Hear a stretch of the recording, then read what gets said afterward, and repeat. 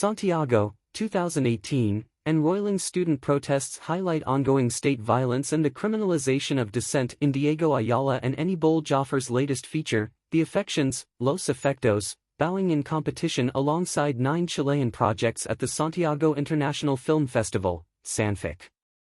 Having met in film school, this is the pair's second feature following their 2013 feature-length title, Valentin Corteo, which was selected for Locarno's Carte Blanche and saw a debut at the Rome Film Festival.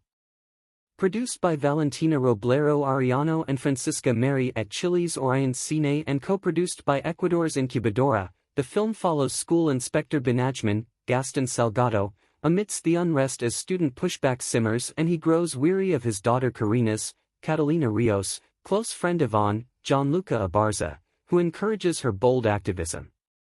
When she's killed by authorities during a demonstration, he's challenged to re-evaluate long-held beliefs. The project delicately portrays the inner workings of its protagonist as he struggles with the rigid responsibilities of his job while navigating the state-mandated violence that claimed his daughter. A collective commentary via individual soul-searching and communal mourning, the characters live within constraints both self-inflicted and socially infused at the center of that struggle during her adolescence. Robledo Arellano told Variety that learning about a project that focused on the people who make up a society, hand in hand with the style of sensitive realism that directors have been working on in their cinematography, captured my interest. Since then, we've worked mobilized by The Affections as a banner of struggle, turning the difficult path of production into an exquisite process of cinematic thought, where elements such as music have appeared, disrupting the language with a fissure in reality, she continued. With no shortage of big-screen representation of the country's dogged upheaval and circulation, The Affections proves a uniquely sobering, class-conscious dive into the consequence of holding on to the ignorance that fuels hatred, doing so from the dissonant and nearly suffocating first-hand perspective of its tortured male lead and the teenagers he's meant to look after. In the process of making the film, we always wanted to approach the scenes from the intimacy of the characters. We were interested in seeing what was happening in the high school hallway, in personal conversations, not in a full classroom. Coexistence is something that we've always been interested in exploring in our films. In this case, it was a light to read Umberto Maturana's definition of education. It's a transformation in coexistence, Ayala relayed. The frenetic narrative additionally challenges apathetic and absent old-guard masculinity, as we see the youth more structured and apt than their adult counterparts at several points throughout the film. The collapse of the father figures on screen is juxtaposed with the strength of encouraged adolescent empathy. Benjamin's character, played wonderfully by Gaston Salgado, tries to address a generation that grew up in a paradigm where the masculine renounced the emotional and its excesses, but that faces a new paradigm, where young people do give more space to sensitivity. How they can learn from that too, Ayala explained.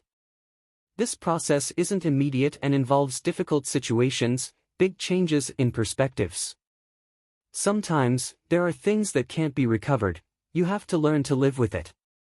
In The Affections, there's a space to allow yourself to change within the masculine, he added. Raw hip-hop vignettes and spoken word beats appear throughout, conduits for the immense grief and tempered anger that elevate the narrative and support the ongoing metamorphosis of characters' personal and political traumas.